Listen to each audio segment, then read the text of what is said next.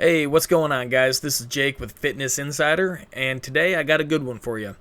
We're going to go into supplements, one of the most talked about things in the fitness industry. But first, I do want to put out a disclaimer here. I am not a doctor, I'm not a medical professional.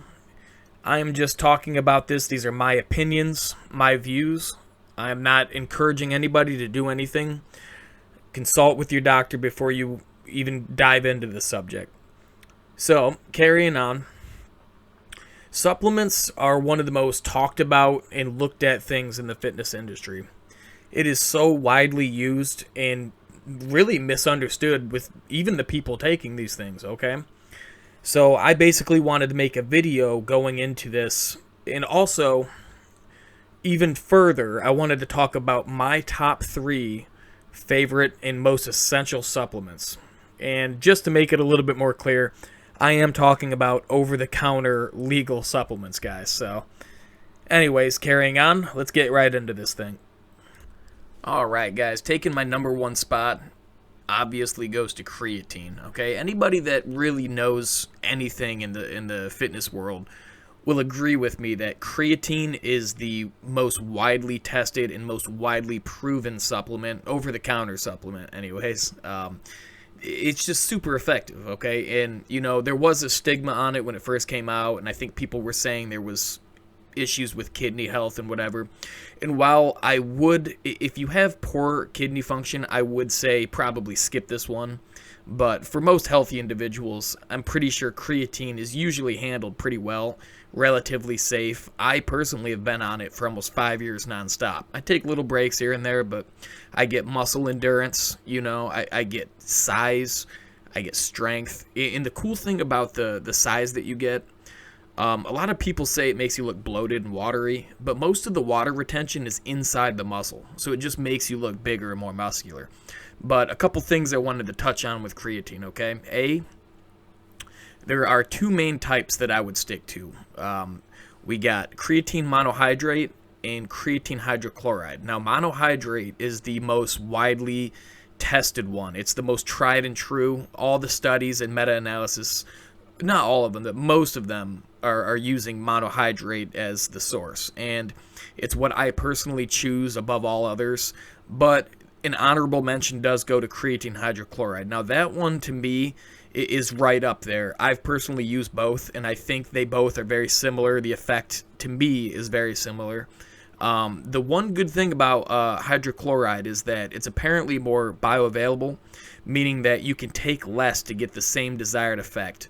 Whereas with creatine monohydrate, the maintenance dose, meaning the dose you would take every day, because guys, you have to take creatine every day. Don't listen to other people. It's something you have to take every day to reach a saturated level in your system. But 5 grams of monohydrate is what's considered maintenance dose, whereas with hydrochloride, it's much less than that. So, also with hydrochloride, people that get stomach issues from monohydrate, they tend not to get them as much with hydrochloride. So, I also wanted to touch on something that's called loading. As I mentioned with the saturated levels in your system, when you first start taking creatine, some of the brands would advise you, if you want to get the desired effects quicker, you basically take maybe 3 or 4 doses a day rather than 1. So let's just say with monohydrate, it takes 2 to 4 weeks to become fully saturated. If you do what's called a loading phase and you do 3 or 4 doses per day, you basically get to that desired effect much quicker. So you would do maybe 20 grams, anywhere from 10 to 20 grams per day for 5 to 7 days. And then you would return back to that 5-gram maintenance dose until you decide to cycle off. So as far as cycling goes, I think it's smart to cycle anything. But creatine is so cheap, and most people's bodies handle it well. I basically stay on it almost year round. I've had no ill effects so far. Granted, I'm still pretty young, but we'll see what happens. But generally, yeah, man, studies just rave about this stuff. It's very good. My number 1, creatine. Okay, guys, my number 2 goes to protein.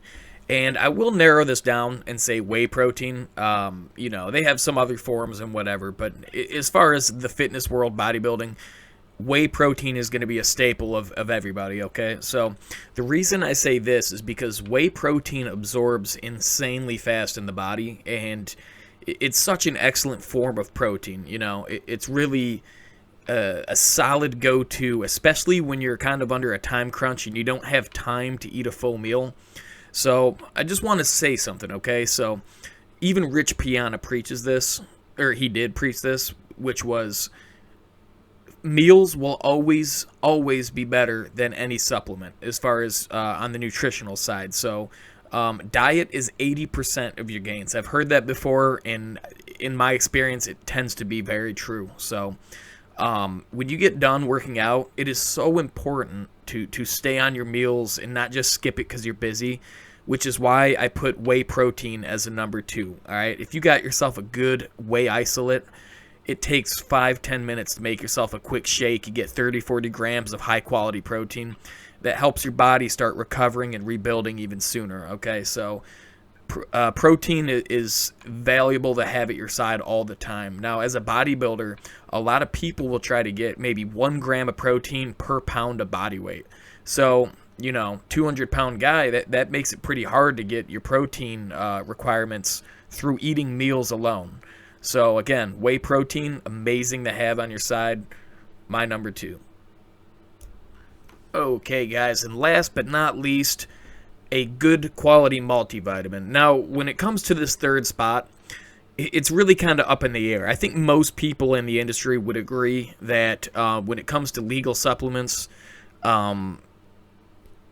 creatine and protein definitely are 1 and 2, regardless of where you want to put them in that order. But the number 3rd spot, it could go to a lot of different things. And the reason, this is kind of my personalized list. If I only had money for 3 supplements, a vitamin would take the 3rd spot, a good quality vitamin. And this is why, okay? Your diet, your nutrition being so it's so integral to the gains you're going to make, okay? I mean, you need to eat a very well-balanced diet, not just for gains, but just for, peak performance and good bodily function. And a lot of people have deficiencies in vitamins. I mean, a lot of people that are still considered healthy, they have deficiencies. And if those deficiencies get bad, it might actually be detrimental to your health. So in my book, why not spend a couple extra bucks and just try to cover your micronutrients? Just try to cover all those bases, It really takes nothing to take something even as simple as a men's 1 a day. You take 1 pill and it just covers the bases just to make sure that you're hitting those micronutrient values. And I can say this, though, all right?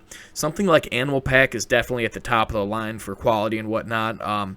I found a good one on Amazon. It's called Atom. Now, that one is more like a liquid gel, and I bought that because it got good reviews, and I heard that being in a liquid form, it's much more, it absorbs better. It's more bioavailable. So really do your research. Try to find a bioavailable source, and but if you really just want to pick something up easy, a men's 1 a day would be fine. Hell, a Flintstones vitamin would probably be fine. But just try to cover your micros, because obviously most people focus on the macronutrients and kind of don't really focus too much on the micros. So definitely taking my 3rd spot, a good quality multivitamin. Alright, guys, so that basically does it for my personalized list of top 3 most essential supplements.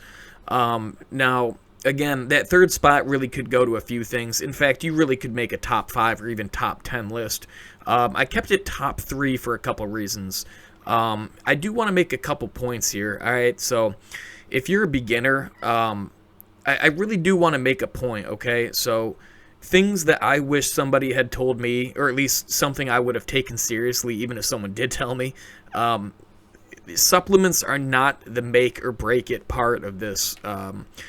When it comes to building muscle, the 3 things that actually matter, the 3 things that matter the most by a long shot are A, learning that mind-muscle connection, learning your body. Get in there, figure out how to lift correctly and lift with intensity, and figure out that mind-muscle connection with all the body parts to figure out how to squeeze and contract those muscles, okay?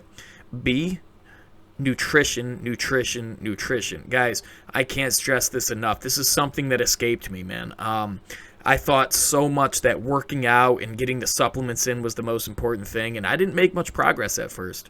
It wasn't until that I actually learned how important nutrition and dieting actually was to gaining muscle that the gains started coming fast, okay? So I once heard a quote that said 80% of the gains that you make is going to be in the kitchen, and I can't even stress how true that is. So guys, if you're a beginner, get on the correct diet plan. And when I say diet, I'm not talking about cutting calories. I'm saying get your nutrition right, okay? And C, the third thing, recovery. This is another thing that escaped me. Once I got the nutrition right and I got the mind-muscle connection and the good lifting techniques down, I would skimp on sleeping and in recovering properly. I never skipped days. I thought it was, I had to man up and just push through pain. And look, man, I can't tell you how important it is. If you did chest and a couple days go by or whatever, maybe you're hitting it twice a week and it comes back around to chest day and your chest is still sore, do not go in and just try to push through to do chest again. Learn to listen to your body. Learn to take the time off. It doesn't make you weak. It's what your body needs. Listen to your body. It's trying to tell you, okay? It is so important that once you tear the muscle down, that you give it what it needs and you give it the time and the sleep to recover properly. This is where you're going to grow, is when you're sleeping. So, yeah, those three things matter so much more than any of these supplements, okay? So, once you get those three things down, then go ahead and start focusing on what supplements you can get in there to kind of get that extra couple percent of gains. So anyways, guys, that was my input on this. Thanks for sticking around. This was Jake with Fitness Insider. I'll see you guys next time.